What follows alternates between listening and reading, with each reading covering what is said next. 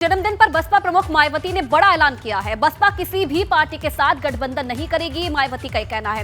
विधानसभा और लोकसभा चुनाव अकेली लड़ेगी बसपा। विपक्ष गठबंधन का भ्रम फैला रहा है और हम किसी पार्टी के साथ गठबंधन नहीं करेंगे।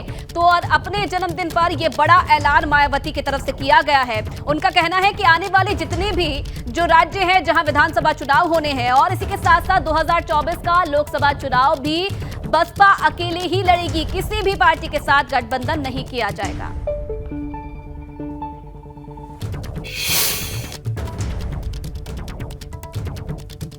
इस वर्ष सन 2023 में कर्नाटक, राजस्थान, मध्य प्रदेश, छत्तीसगढ़ सहित अन्य जिन भी राज्यों में विधानसभा के वे अगले वर्ष देश में लोकसभा के लिए होने वाले आम चुनाव में भी हमारी पार्टी बीएसपी किसी भी पार्टी के साथ कोई भी गठबंधन करके ये चुनाव नहीं लड़ेगी, बल्कि अकेले अपने बलबूते पर ही ये सभी चुनाव लड़ेगी।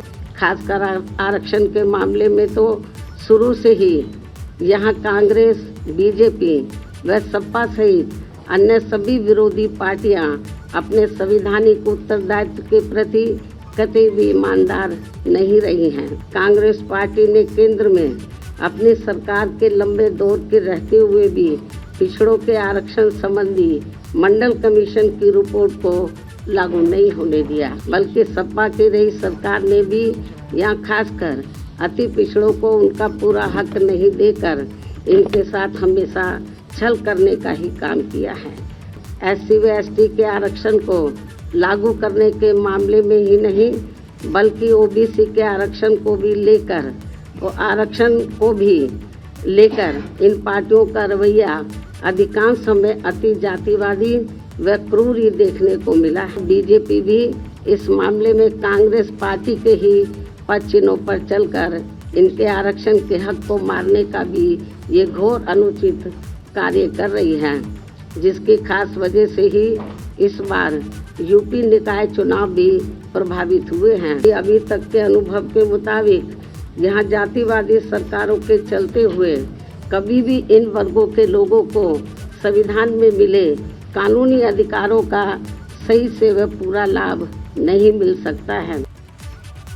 बसपा प्रमुख मायावती ने आरक्षण को लेकर सपा, कांग्रेस और भाजपा को घेरा। अपने जन्मदिन पर मायावती ने कहा कि तीन दलों ने दलित और पिछड़ों के हकों को छीना है। अपने जन्मदिन के मौके पर यह बड़ा ऐलान उनकी तरफ से किया है। आगे बढ़ेंगे तो मायावती के बयान पर भाजपा का पलटवार भी सामने आया है। जब अंगूर खट्टे हैं तो दोष नजर आ रहा है। दिनेश शर्मा का यह कहना है, ईवीएम के कारण नहीं, अपने कर्मों से चुनाव हार रहे हैं।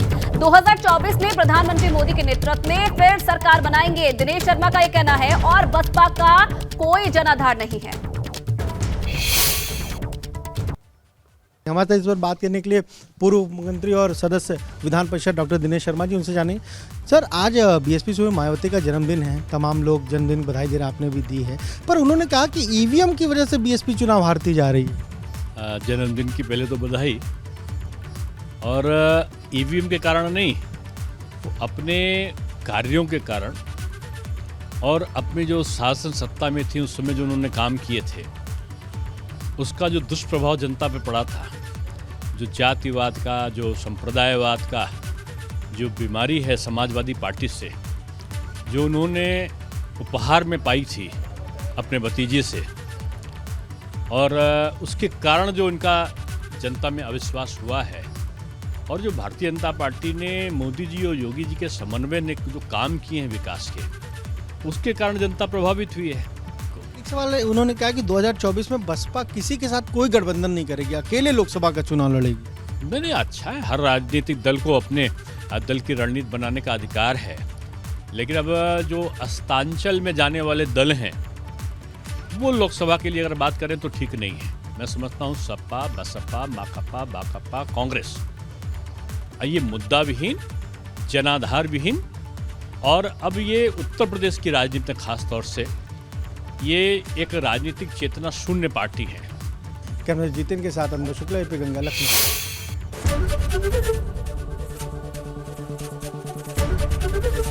एबीपी गंगा, खबर आपकी, जुबान आपकी।